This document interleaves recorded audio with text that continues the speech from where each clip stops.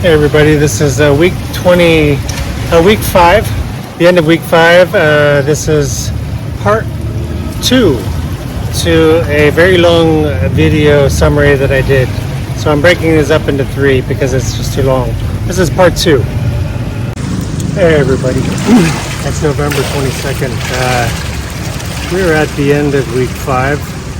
This is 40 days left in the year. It's day 40. Actually, I think I'm off by a week. I think maybe I'm being a little too anxious to count down the weeks, so I misnumbered, and technically I think this is actually week 6, but I'm going to go with my countdown. I'm going to go with what I already started. I'm saying week 5, so basically the last week I'm calling it week 0. It's close enough. I'm not sure where I went off on that one, or why I got miscalculated there. But anyway, it's close enough, and it's going to be the remaining weeks are really non-full. I don't have a full week of work anymore. So if you're just joining me, this is my countdown into early retirement. Countdown from leaving this job that I've very much disliked. I love the work, but just don't like the job. I don't like the leadership and the atmosphere in the office. The last 2 years it's just really bad. But I'll save that for toward the end of the video. I'm hoping this is a quick one because I do have some updates, clips from the week that I want to include in this, and I'm trying to keep it under 20 to 30 minutes, preferably. I ended up getting long-winded. So this is my countdown of retirement. It's a mixture of forced and voluntary. We did budget cuts earlier this year, and I cut my own position. First and foremost, to save the positions of my colleagues, because it was either me or them, and second, very close second, I was ready to leave this job. And I've been ready for a long time, and I just realized it's time now. And the closer I get close, the more difficult things become, the more I realize that it is time to go. So let me just give some quick updates for the week. I'm reading Ezekiel. I'm getting near the end of the Ezekiel, and I'm also into James. I just finished reading Hebrews. So I'm reading the Bible. This Bible is structured so you can read it within the year, the whole Bible. The Old Testament is hard. Some of these other sections I'm in now, the Proverbs, the prophets, are very difficult. But one of the verses I read this week was, and it's very soothing for me, given that this week was pretty kind of difficult emotionally at work. Hebrews 12:14, pursue peace with all the people, lest I be filled with bitterness. And I could have a tendency to be easily filled with bitterness, and I'm struggling with it. I'm praying for forgiveness for people, certain specific people and situations. Sometimes I have a good day, sometimes it's a bad day. I'll get into that later. But I think it's really important that bitterness can really take root and really destroy your life. And this is something I don't want to live with. So it's a constant day. It's a constantly praying for forgiveness for specific people or for specific things that are happening. And I think it's the only way that you can move on, because I don't want to stuff these things. I don't want these things to fester and me to be bitter about this my whole life. I've forgiven other things in the past, and I believe I have, and I've moved on. So that's my Bible study for the week. I'm down here a Saturday morning. Normally I would have filmed yesterday, but I had 2 meetings. I had one Lao lesson yesterday, and I had a Lao language, and I had a meeting in the afternoon. I'll speak to that later. But it's the end of November and very cold. Well, it's cold. It's getting cold for Thailand. Very comfortable. Well, you can see I'm in a pool. But it's cool, and the pool is like ice. You know, I used to come down here and do some dipping in the water in the morning when it's this cold. And I did an ice bath before, so I know it's not remotely close to that, but still, I'm coming in. I think it's good for the bones. I think it's good for the joints. It's good for inflammation.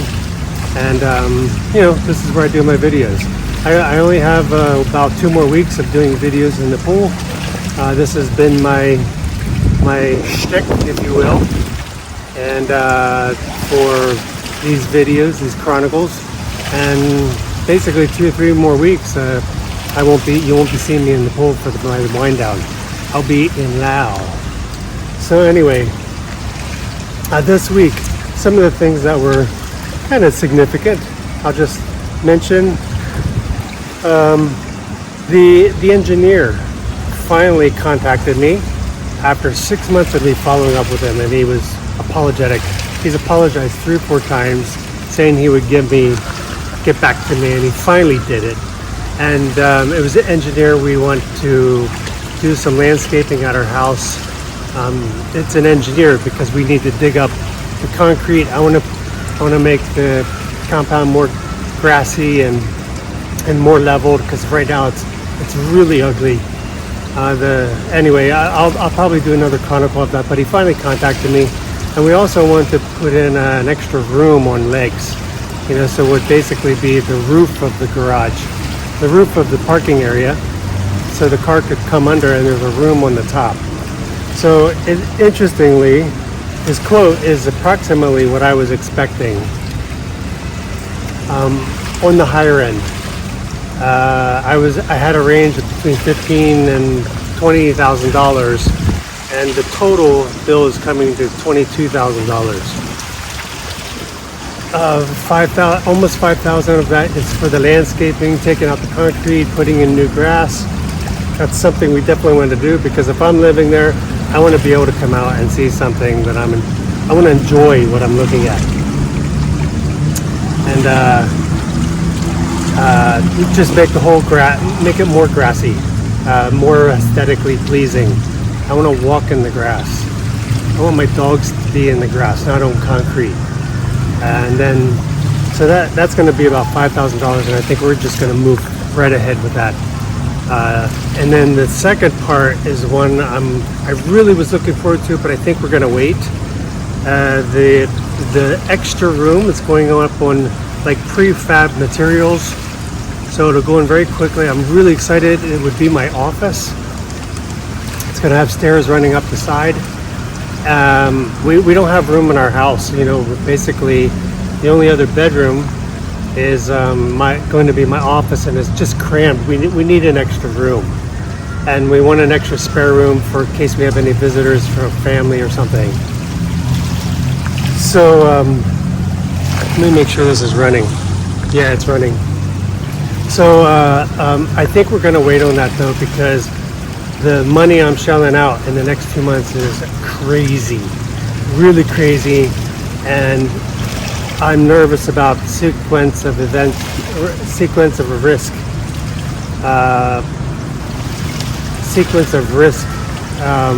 with my investments, and I might delay that at least 6 months to let the market do a little better. But we're shelling out a lot of money on the next 2 months, and I'll probably do a budget after that of what's coming up. But just for example, I'm doing a video that's coming out next week of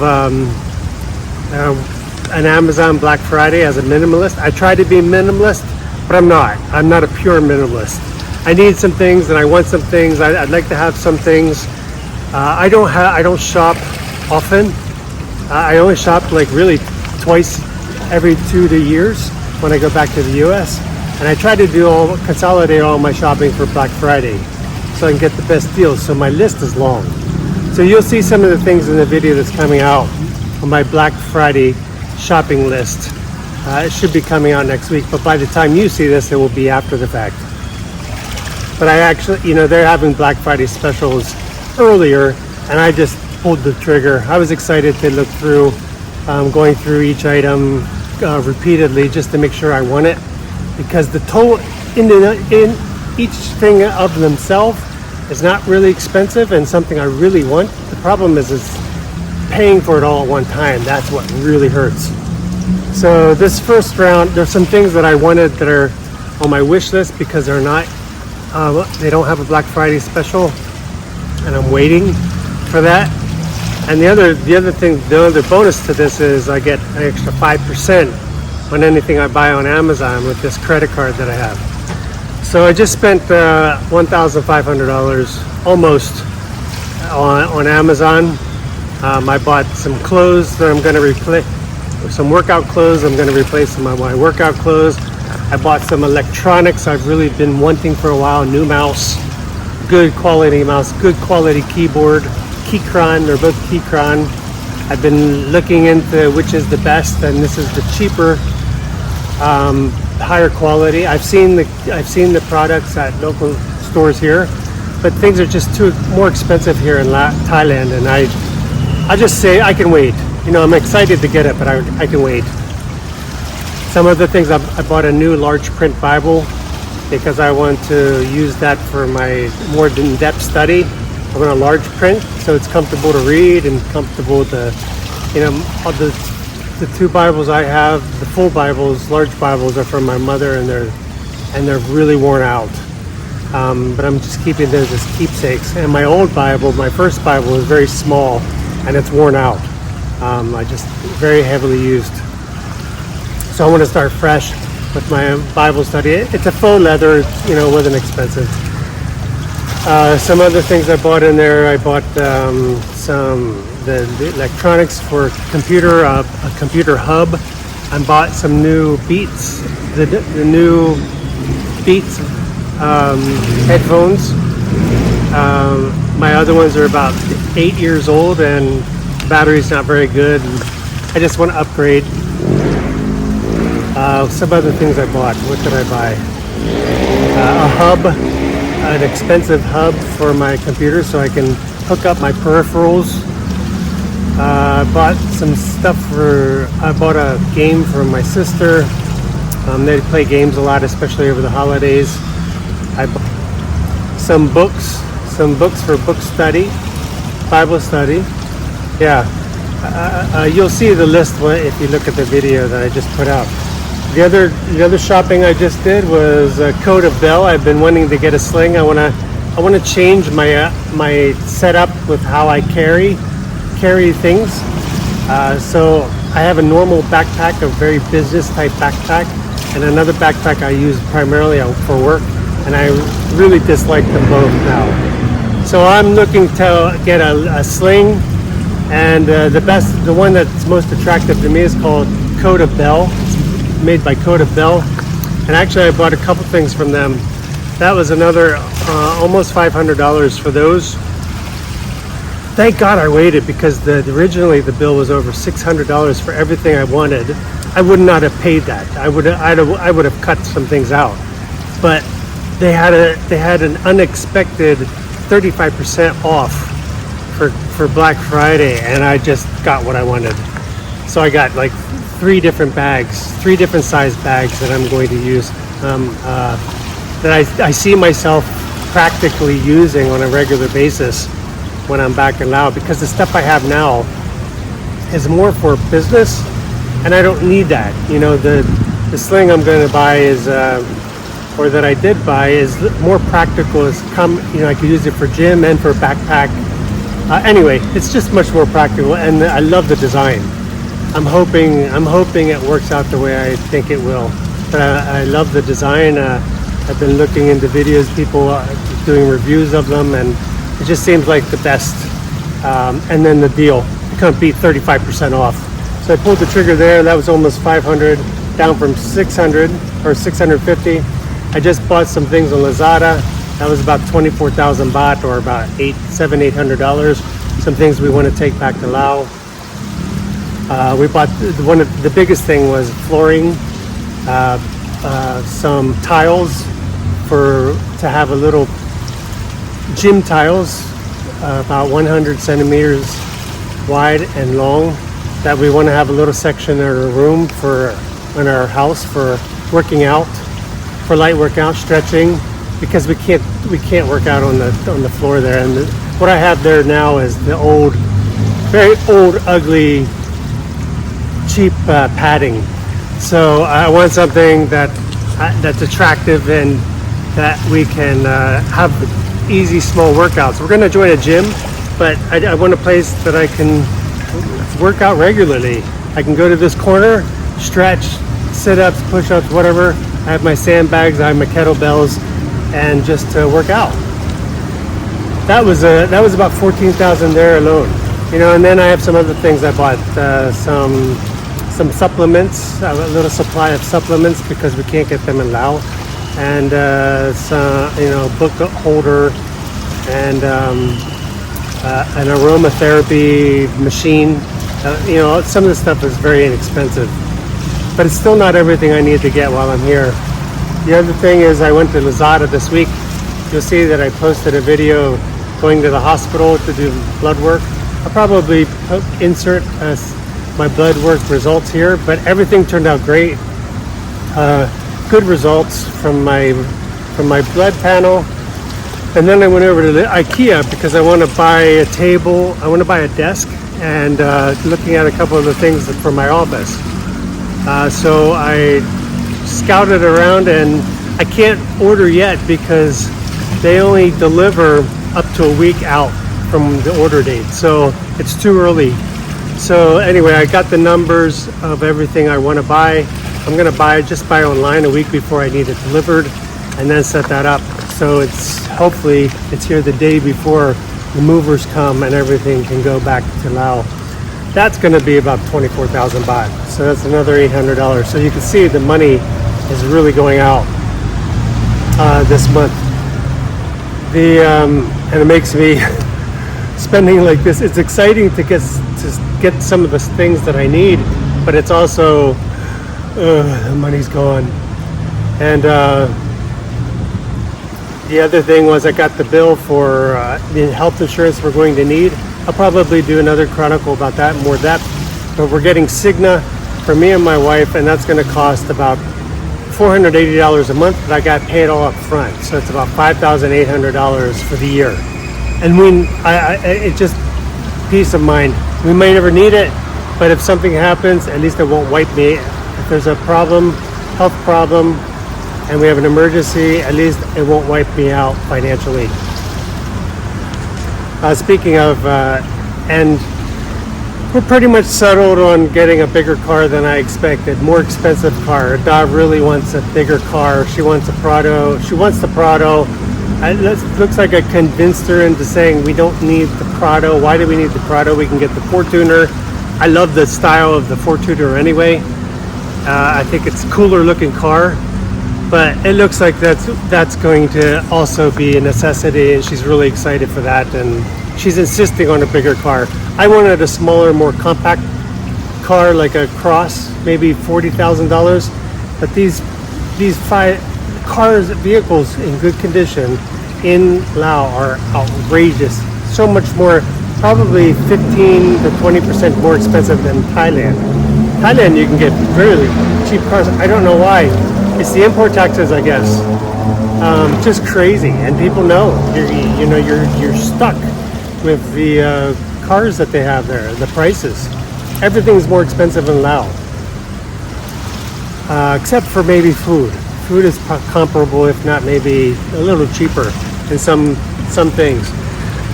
So that we're going to be paying probably $50,000 to $60,000 for a car. I don't want an old one. I want something within the past 8 years, and it looks like it's going to be used, which is not something I really want. But I can't afford. A new Prado is over $100,000. A new Fortuner is like $90,000, and there's no way I'm doing that. So I convinced her that we don't need the best. We can go with second or third best. It's okay, because we buy what we can afford. Because I said the lesson we learned here was I knew it was coming. Her father died, and she needed money the week before to go back home to help pay for stuff. And I'm like, this is why you save money. She doesn't really have that concept. She's more live for today in a sense. She doesn't spend frivolously, but she's at the concept, oh, we have now, let's enjoy now. I'm like, no, we might have tomorrow, and we're going to need it tomorrow. So if I didn't have the money for you to go home to take to your parents or to help pay for things for your dad, where would that money come from if I didn't insist on saving it? I said, and then what happens if something else in your family or your mother? Then who's going to pay for that? I'm going to have to contribute. And if we spend it all, it's just one of those struggles with her over money. She doesn't fight. She doesn't argue. She's just very subtle, but just very different mindset.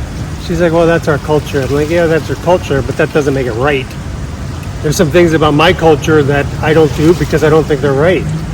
But we do have a savings mindset, more so, or I do. I don't think many in my family do. My parents were savers.